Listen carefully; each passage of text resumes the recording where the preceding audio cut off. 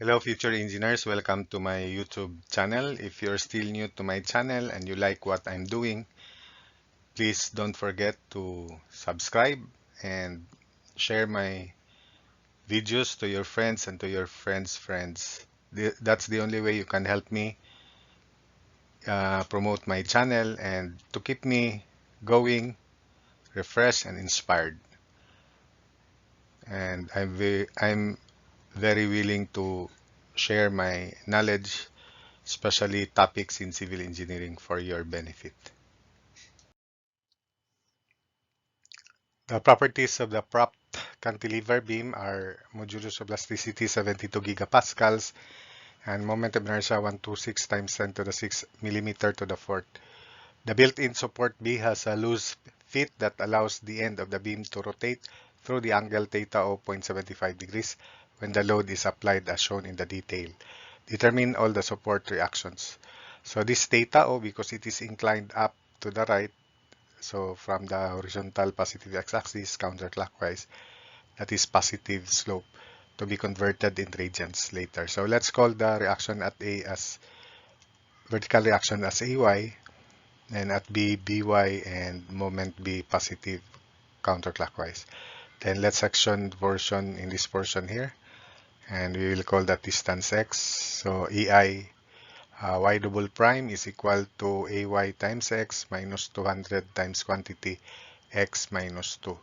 There is C sub 1, so there are two unknowns here, AY and C sub 1, which can be addressed from the boundary conditions that when x is 4, we have theta B is 0.75 degrees times pi over 180, and YB is 0. So those two conditions will address the two unknowns here. Integrating EIY prime is equal to AY x squared over 2, and minus 100 times quantity x minus 2 square. There's plus C sub 1. Then there is no C sub 2 because when x is 0, y is 0 at A. So EIY equals AY A sub y x cubed over 6 minus 100 over 3 quantity x minus 2 cube plus C sub 1x. Then let's evaluate EI. So EI equals 72 times 10 to the 6 kilonewton per meter square, kilopascals, times 126 times 10 to the 6 divided by 1000 to the fourth to make it meter to the fourth. So it is 9072 kilonewton meter square. Then when x is 4 into this equation, y prime or theta at B is 0.75 degrees. So 9072 times 0.75 degrees times pi over 180 degrees equals, so E theta B or EY prime B equals AY 4 square over 2 minus 100, 4 minus 2 is 2, so 2 square plus C sub 1. Simplifying, 8AY plus C sub 1 equals 518.752. Call that equation 1. Then when x is 4, y is 0, into this equation, 0 equals AY 4 cube over 6 minus 100 over 3 times 2 cube plus C sub 1 times 4. So simplifying, 32 over 3 AY plus 4 C sub 1 equals 800 over 3, equation 2.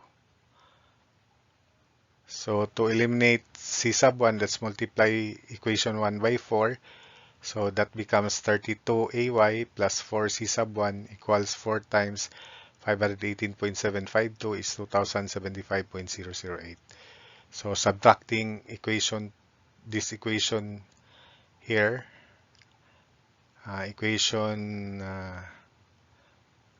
1A from equation 2, then we have negative 32 over 3 minus 32, negative 64 over 3 AY equals 800 over 3 minus 2075.008, negative 1808.341. From there, we can solve AY equal to 84.766 kilonewtons. Then by by summation forces y, 84.766 plus by equals 200. So by equals 115.234. To solve for MB, it is AY times 4 minus 200 times 2.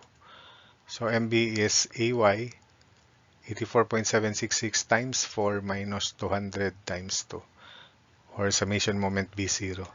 So MB equals negative 60.936. So that's it for this problem.